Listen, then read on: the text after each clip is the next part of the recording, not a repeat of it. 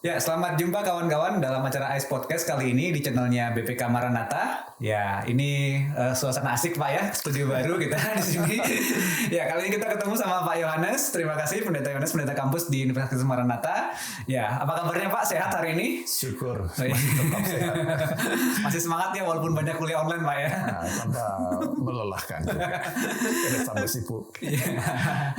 Oke, kawan-kawan, kali ini kita akan ngobrol satu topik yang cukup menarik ya. Maksudnya sering jadi tema berkali-kali. Mungkin kesannya mungkin agak rumit, tapi sebenarnya nggak rumit-rumit amat ya sebenarnya gitu. Nah, kita mau nanya nih Pak, sebenarnya ada ada satu istilah yang sekarang sering didengung-dengungkan di Maranatha selain kata ICE gitu ya.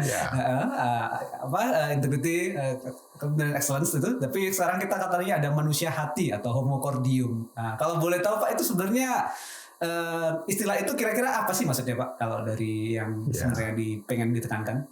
Ya, itu mungkin dipengaruhi pertama-tama di Maranatha sebagai perguruan tinggi itu kan menekankan pada unsur kognitif, unsur akademik, sehingga kemudian semula disebut dengan homologos. Oke. Nah, lalu disadari bahwa homologos ini ya merupakan tataran yang sangat umum, yang sifatnya lebih parsial dari keseluruhan hidup manusia begitu. Lalu dimunculkanlah dari homologos itu satu istilah, tidak, manusia bukan hanya dikendalikan oleh pikiran saja, oleh rasio, tetapi juga oleh hati.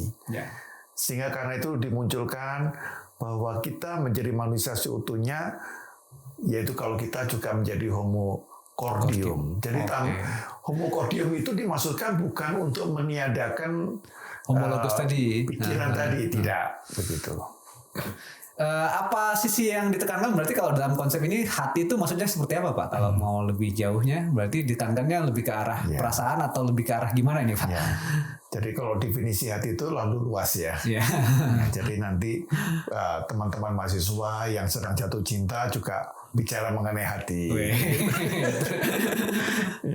Nah, tentu juga kita di dalam pergaulan juga sangat memperhatikan perasaan-perasaan begitu ya. Nah, tentunya itu bukan menjadi bagian yang utama tentunya. Kata hati di sini lebih pada nilai-nilai, pada values. Nah, values itu tentunya harus punya tempat gitu kan. Nah, tempatnya itu adalah bentuknya itu adalah karakter. Jadi mungkin homo cordium lebih pada nilai-nilai di dalam karakter ya. Oke, jadi bukan hanya sekedar pengetahuan kognitif yang dimiliki seseorang gitu ya, tapi karakternya terlihat gitu Pak ya, ada yang terpancar gitu. Nah, kira-kira kalau di Maranatha Pak mengarah ke arah sana itu selama ini apa sih Pak yang dikerjain selain tentunya sebagai kampus ya, kita tahu kita mengajar mata pelajaran dan mata perkuliahan ya Pak ya. Nah, kira-kira apa lagi yang ditekankan memang Pak kalau supaya jadi muncullah homo cordium itu gitu. Tadi kan saya sebutkan pertama-tama nilai itu tidak pernah lepas dengan karakter. Iya, betul. Nah, nilai dan karakter itu membentuk personality, membentuk kepribadian. Maka yang harusnya dibentuk dalam homo cordium itu akhirnya adalah pola hidup ya. Jadi ada new habit yang ditampilkan, dan new habit ini harus ada satu batasan yang lebih terukur begitu. Jadi habitnya ini supaya tidak subjektif, harus ada sesuatu yang bisa diukur begitu. Nah, cara mengukurnya habit ini adalah apakah cordium kita, hati kita ini adalah hati yang siap dengan transformasi, dengan pembaruan. Waduh, saya mulai ngebayangin nih Pak.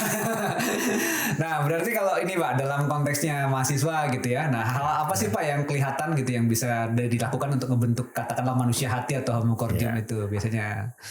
Jadi kami ini perguruan tinggi Kristen ya. Jadi kita harus melihatnya dimensi pembaruan itu kan tidak hanya bisa satu arah.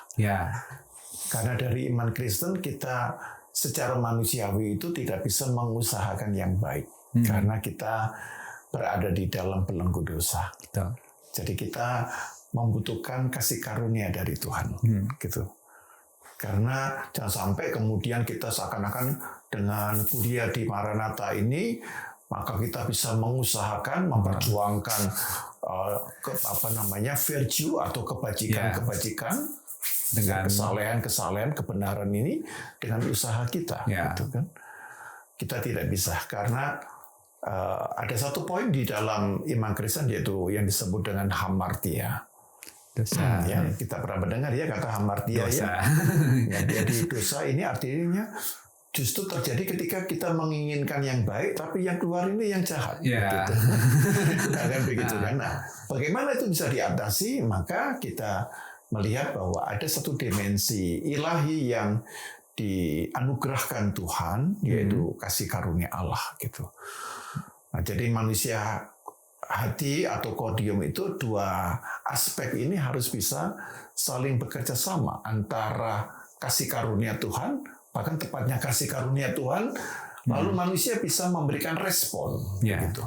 Respon itulah iman, begitu. Oke, jadi sebenarnya nggak gara-gara ini ya Pak, kita bukan mau menghasilkan kayak manusia super yang gitu ya enggak ya Pak ya. Tapi justru memang karena kita mengakui kelemahannya kita bahwa ini, nah kita berusaha untuk semakin menjadi manusia hati tadi ya dalam konteks itu dengan terbuka pada apa yang Tuhan kerjakan gitu ya lewat hidup kita. Kira-kira begitu. Itu sangat baik dari apa yang Pak Aristo katakan, itu apa yang Tuhan kerjakan. Jadi karena itu manusia hati atau homokordium kita itu landasannya adalah hatinya Tuhan, hatinya Allah gitu. Nah hatinya Allah itu bagaimana kita tahu kan begitu kan? Allah itu maha tinggi, maha jauh. Orang bilang itu apa? Melampaui, yang transenden. Itu kan bahasa filosofis gitu ya. Tapi kita bersyukur bahwa Allah yang melampaui segala akal, yang transenden ini menyatakan diri di dalam diri Yesus. Ya. Nah, Yesus juga adalah manusia, tapi juga sungguh-sungguh manusia, sungguh-sungguh Allah. Tapi dari situ kita bisa mengetahui isi hatinya Allah, begitu. Nah, kita ingin menjadi manusia hati homokordium ini adalah seperti yang dipikirkan, yang dihayati oleh Yesus di dalam kehidupannya pada waktu ia berinkarnasi. Iya, gitu. Nah ini kan ceritanya ini Pak ya, saat diterjemahkan ke dalam bahasa dunia pendidikan, dalam bahasa itu kan harusnya jadi nilai yang universal juga Pak ya, maksudnya buat dan sebagai value-nya kampus Maranatha yang juga banyak mahasiswa yang bukan dari agama Kristen saja, ini juga jadi sesuatu yang bisa diterjemahkan secara universal dan dipraktekkan juga Pak ya, maksudnya bukan berarti hanya eksklusif untuk ini Pak gitu.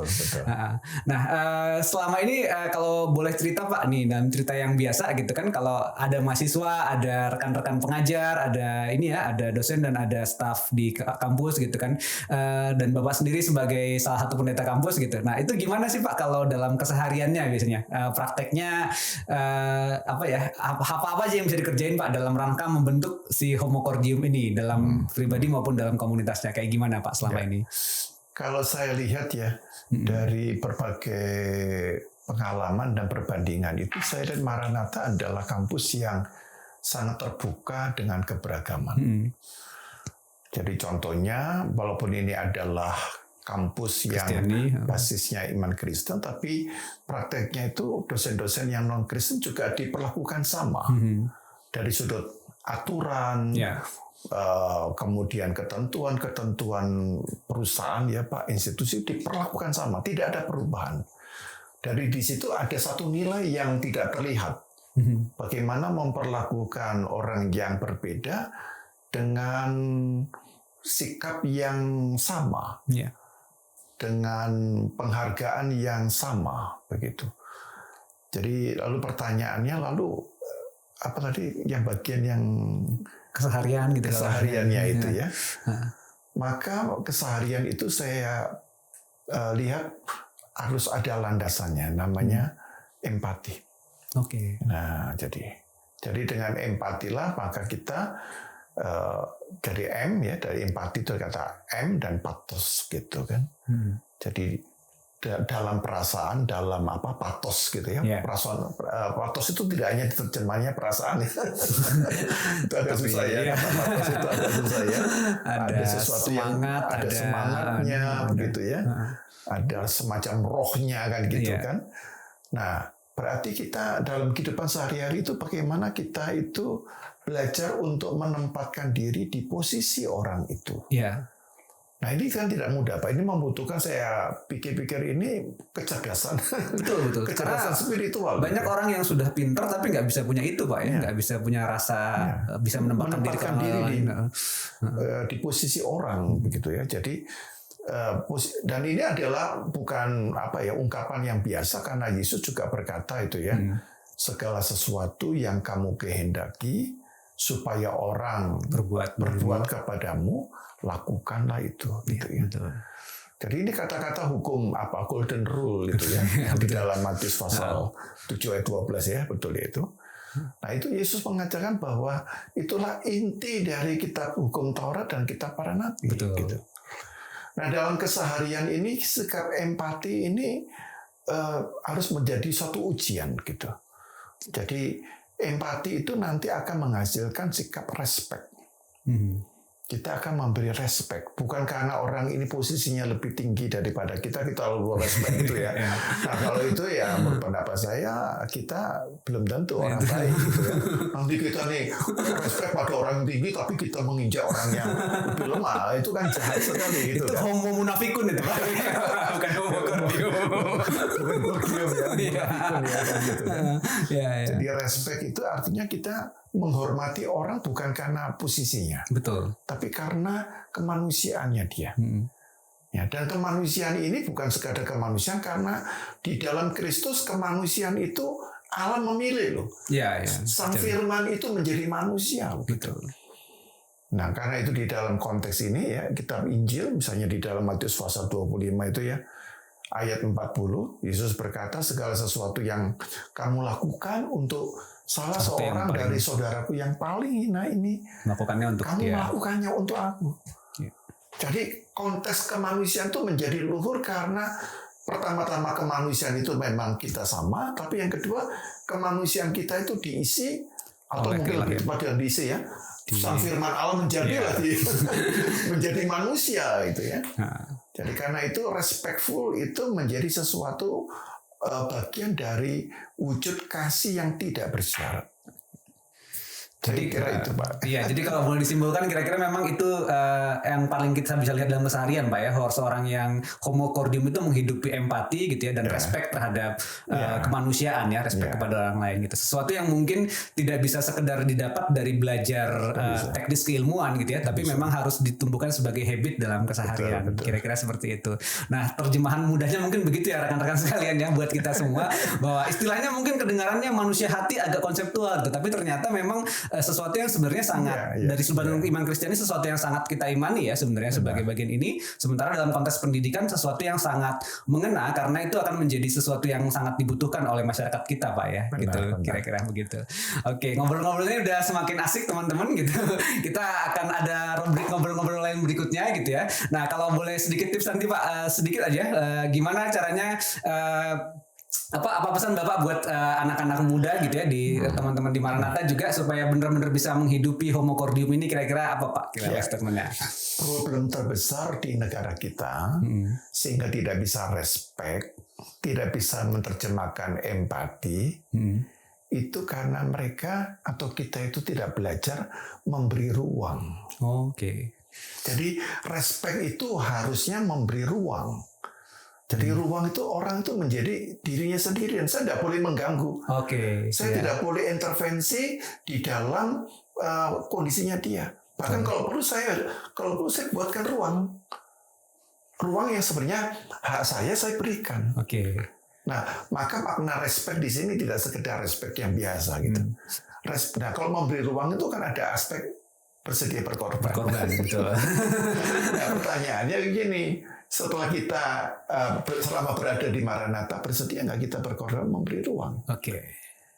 Ya, dan memberi ruang itu nanti kalau kita tarik menjadi macam-macam, memberi waktu, ya, memberi tenaga, bahkan juga memberi diri untuk berkorban demi orang lain itu, ya.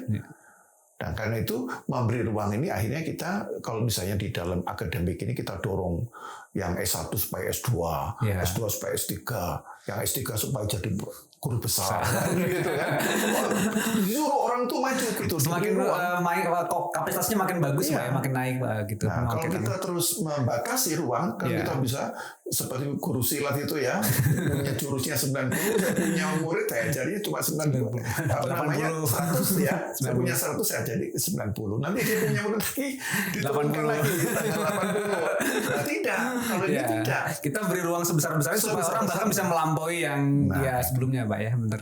Ya itu menarik sekali rekan-rekan bahwa di Maranatha gitu ya, sesuatu yang sedang diusahakan, kita respect dan empati, bukan cuma itu, kita juga memberi ruang agar masing-masing orang naik kapasitasnya ya, mengembangkan kapasitasnya masing-masing dengan potensial. Wah, itu obrolan yang seru sekali.